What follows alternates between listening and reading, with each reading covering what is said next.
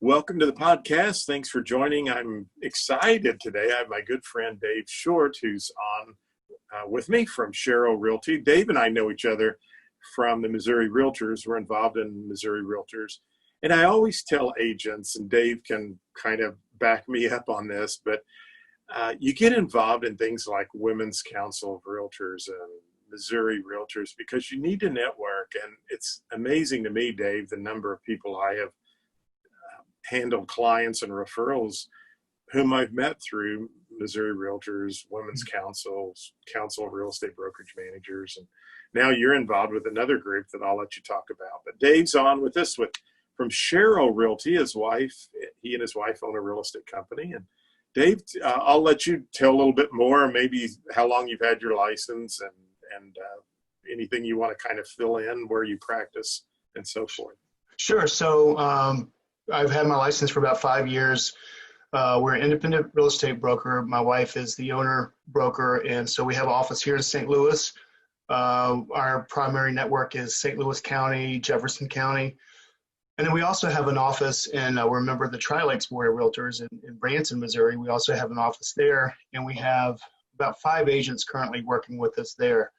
My wife kind of started in Branson as her own company, and then when we moved to St. Louis about 5 or 6 years ago, we started trying to grow the business here. So it's a lot different selling real estate in St. Louis than it is in Branson, 2 totally different markets.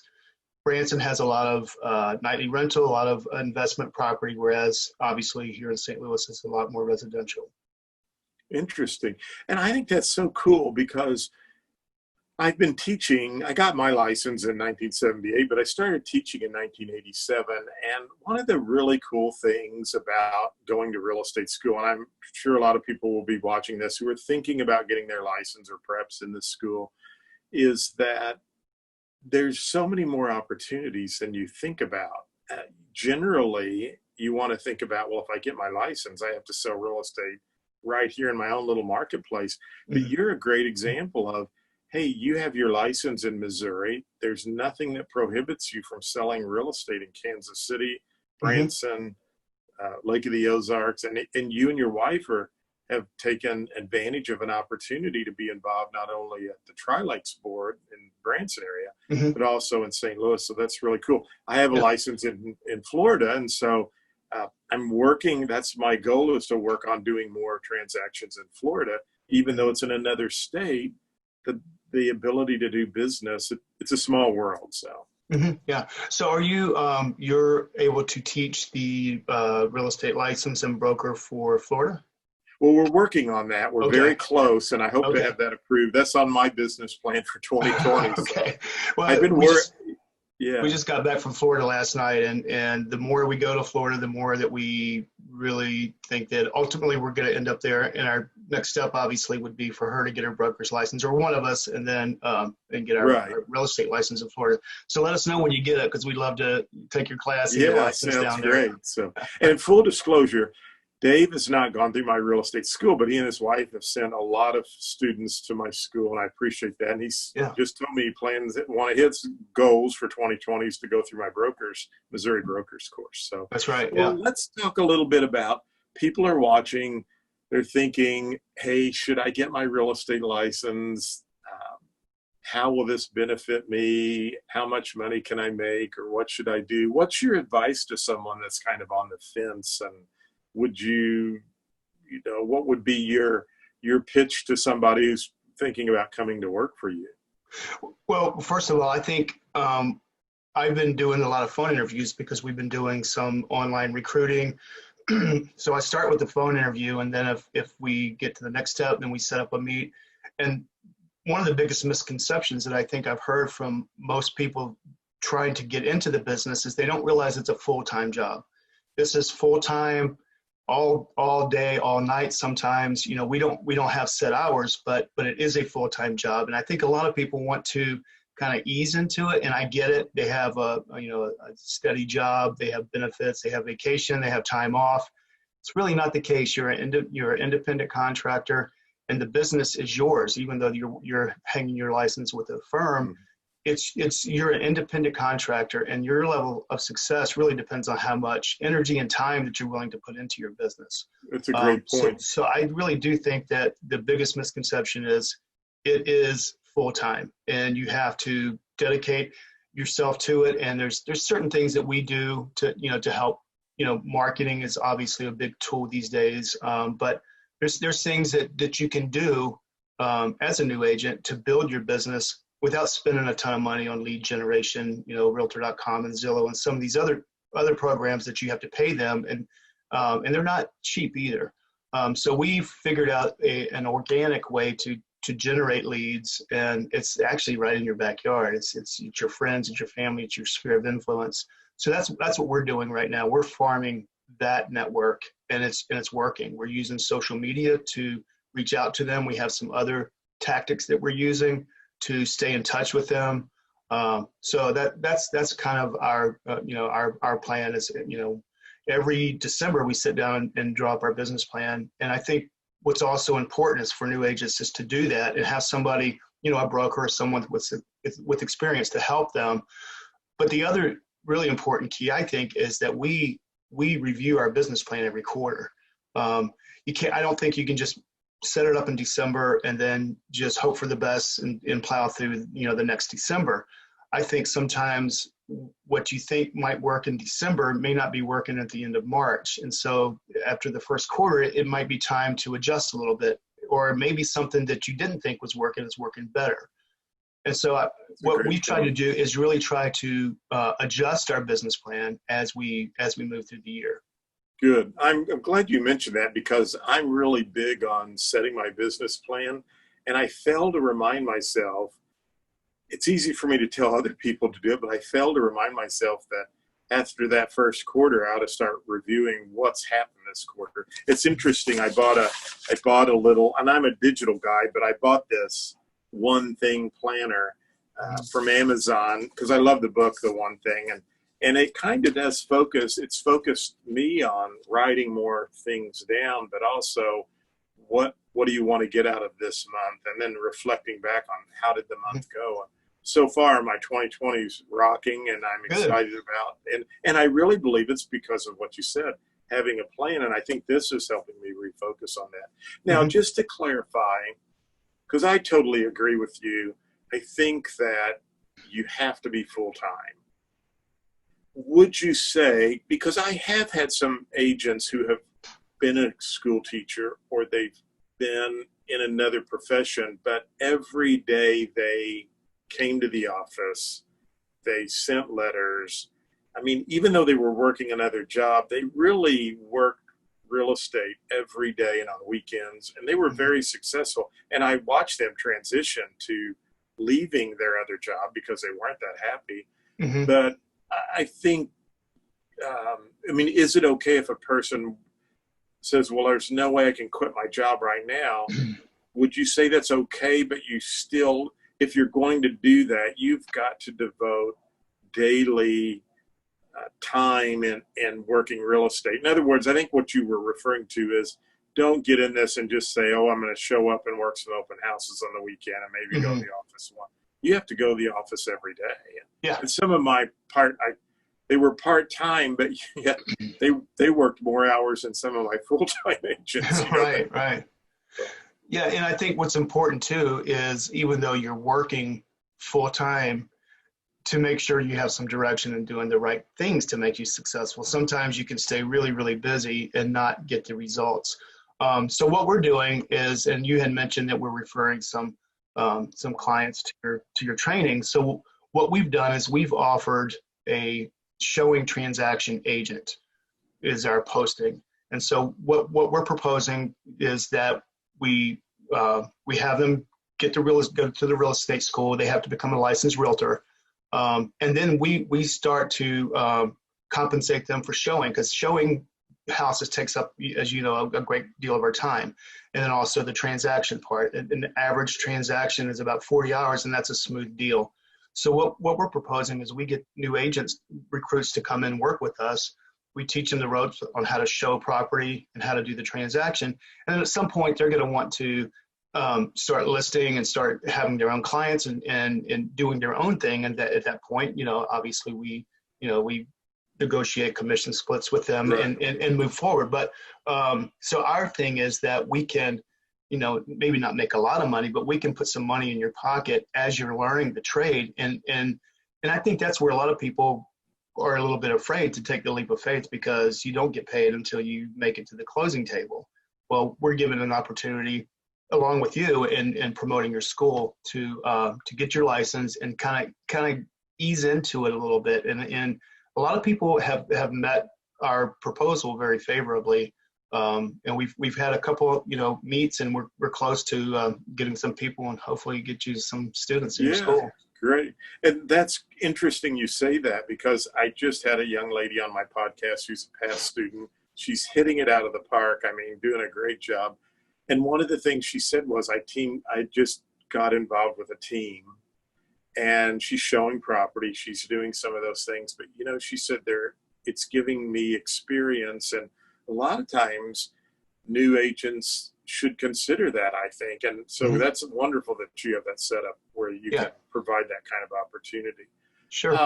So what would be some things you would recommend someone do in that first 30 days after they get their license? I think one of the most important things, and I know I've only ever worked for one company, and that's my wife's. So I don't know any other company how they implement their training, especially for new agents. But the advice that I would give, the first thing that you should do is sit down and make a list, preferably Excel or some sort of format where you can import of everyone friends, family, coworkers, former coworkers, because everyone is potentially a home buyer or either a referral.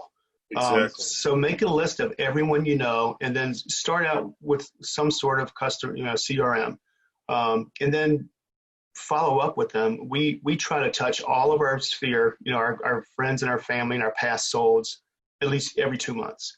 So something, send a card or we're getting ready to send out Cardinals calendars that are not going to be accurate on the dates anymore. But right. Anyway, we do something every 2 months for our sphere. And that doesn't cost anything. You can get free CRMs. I use a free one, but it's just a way for me to track everything that I've done with current clients, past clients, all my friends, all my family. I just put it on my CRM, even my friends and family, when I need to call and reach out to them so I don't forget.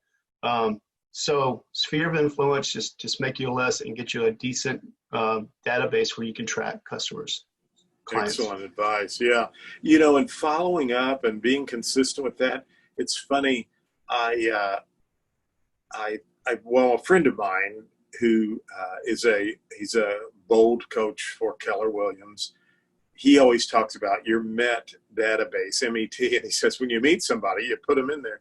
And I'm really big about sending cards to people I meet on the airplane when we exchange cards and different things. But I followed up with a person that I knew was thinking about selling. And did I want to call them? It's not that I hated to call them, but it gets nerve-wracking to call somebody out of the blue and just talk about selling their house. And I've been doing this for years. Mm-hmm. And yesterday through DocuSign, I didn't even have to go to their house because I had already had all the room measurements. We finalized the listing, and it's a $495,000 listing. They've dropped the price considerably. It's a 50-acre farm. I really believe it should sell now.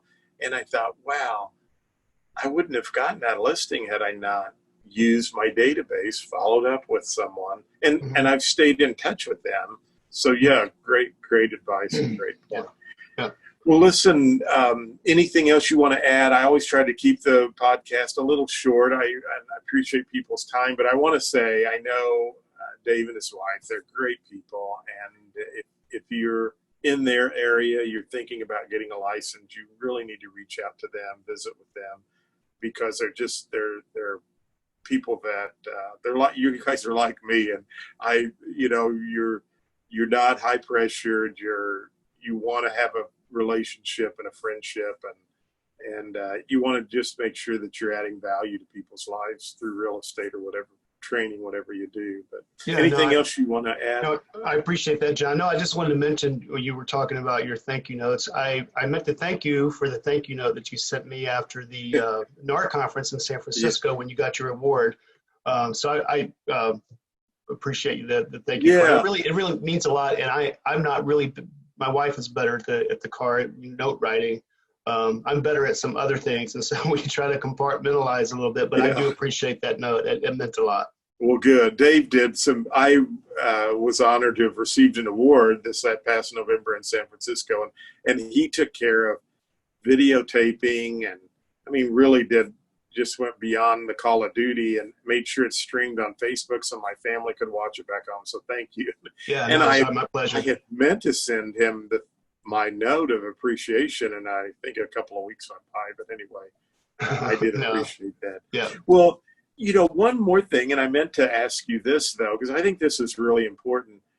Talk to me about what was life like. Maybe it wasn't always a pre and post, but was there life as a realtor before you got involved with the board or Women's Council of Realtors? And what's it like after that situation? I think, well, I have only had my license for 5 years, like I said. So I've been involved. The first 2 years was that we were just kind of wandering. We didn't have a lot of direction. We were trying to get listings, trying to get clients, and so my wife Tammy got involved in Women's Council here in Metropolitan St. Louis as president, and so I just kind of showed up and just I started have to laugh listening. because your little dog's behind you there. She's been in the kennel Yeah, I just Dave picked her was up this just morning. telling me that they just moved. So anyway, and if Yeah. you're listening to the podcast, you'll have to go to YouTube. She looks like a real cutie. So. She And is. my dog was barking a minute ago upstairs. So I just started hanging out at the meetings, and at some point I started to understand the organization and how it's set up, and then somebody realized that I know a little bit, and then I started getting some positions and moving into governance. I was actually Trilake's Women's Council Realtors president, not this year, last year. Right. And then this year I'm secretary of the St. Louis network. So my point is we really weren't involved. Women's Council has their meetings that coincide with Missouri Realtors, and so I started showing up. But next thing I know, I'm rubbing elbows with you and Nate Johnson and Ryan Gademeyer and all the governance. Jeff Kester, great guy, and now I'm familiar. I'm serving on state teams. There's just something about being involved, and so I tell people, we do it because, well, first of all, we love the networking and we love meeting Right. people like yourself, but we want to try to leave the business a little bit better than it was when we got here, and we hope that the people behind us do the same. And if we can make our mark through advocacy and helping, local and state and national, laws that help promote home buying and help the Right. business in general, then by all means, we'd love to do it. But it all for me started with Women's Council. That got me involved, and now I go to a MR event, and it's like I know people from all over, like yourself, all over the state, in Kansas City, Springfield, Branson, St. Louis, and it's just really, it feels like home, and it didn't feel like that the first time. I remember my first Right. MR meeting, I was lost. And Right. one person kind of pulled me aside. I'll call her out. Her name's Tammy Tucker from Springfield. Sweet lady. She was the first Yeah. one that kind of sat down beside me and started talking to me and made me feel at home.